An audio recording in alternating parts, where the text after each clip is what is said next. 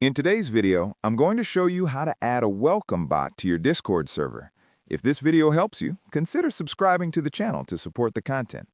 First, open the Discord app on your computer. Then, click on your server's name at the top and select App Directory. You'll be redirected to a page where you can find apps and bots for Discord. In the search bar, type Dyno. It should be the first result. Click on it, then click Add App. You'll be redirected to the app's page in your browser.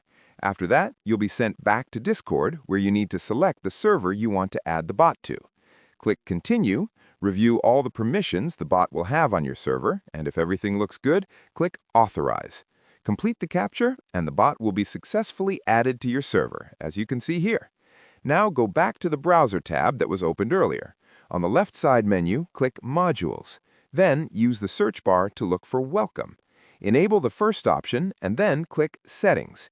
In the settings, you can choose which channel will receive the welcome message whenever someone joins your server. In my case, I'll select General.